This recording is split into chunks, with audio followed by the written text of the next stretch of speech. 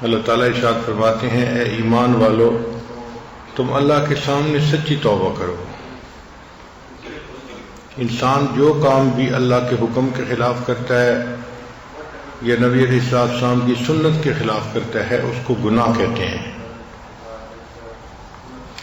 اور ہر گناہ کا دنیاوی نقصان بھی ہے اور اخروی نقصان بھی ہے، یعنی دنیا میں بھی اس کے نقصانات نظر آتے ہیں اور آخرت میں تو اس کے نقصانات بہت زیادہ نظر آئیں گے۔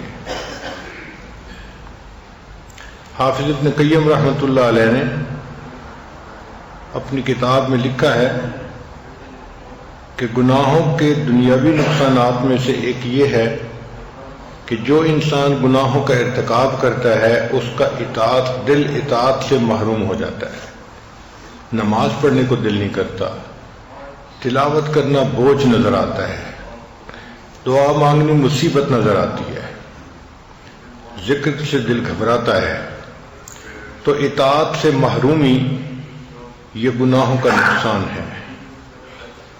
پھر دوسرا نقصان یہ کہ دل بے چین رہتا ہے، باوجود اس کے کہ اس بندے کے پاس دنیا کا مال بھی ہے، جو چاہتا ہے کھاتا ہے، جو چاہتا ہے پیتا ہے، جہاں چاہتا ہے سوتا ہے، مگر اس کا دل پریشان رہے گا۔ جو بندہ گناہوں کا ارتکاب کرتا ہے اللہ تعالیٰ اس سے دل کا سکون چھین لیتے ہیں، پھر اس بندے کی زندگی سے برکت نکل جاتی ہے۔ چنانچہ آپ سنیں گے لوگ کہتے ہیں وہ جی بس کیا کریں، کام ہوتے ہوتے رہ جاتا ہے۔ یہ جو کام ہوتے ہوتے رہ جانا ہے، وہ جی بچی کے رشتے تو بڑے آتے ہیں اور سب خوش ہو کے جاتے ہیں مگر دوبارہ کوئی نہیں آتا، تو یہ برکتوں کی کمی گناہوں کی وجہ سے ہوتی ہے۔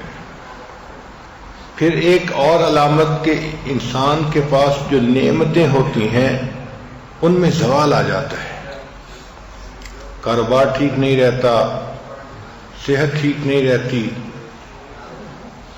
خود زبان سے کہتے ہیں حضرت ایک وقت تھا مٹی کو ہاتھ لگاتے تھے سونا بن جاتی تھی، اور آج تو سونے کو ہاتھ لگائیں تو مٹی بن جاتا ہے۔ تو جو پروردگار نعمتیں دینا جانتا ہے وہ پروردگار نعمتیں واپس لینا بھی جانتا ہے۔ اللہ تعالیٰ نعمتیں واپس لے لیتے ہیں۔ اور ایک گناہوں کا نقصان یہ بھی ہے کہ دعائیں قبول نہیں ہوتی، چنانچہ انسان شکوے کرتا ہے ہماری تو دعائیں اللہ تعالیٰ سنتا ہی نہیں، قبول ہی نہیں کرتا۔ اس کی اصل وجہ انسان کے گناہ ہوتے ہیں۔ اب ان تمام نقصانات سے بچنے کا ایک ہی طریقہ ہے کہ انسان ان گناہوں سے سچی پکی توبہ کرے۔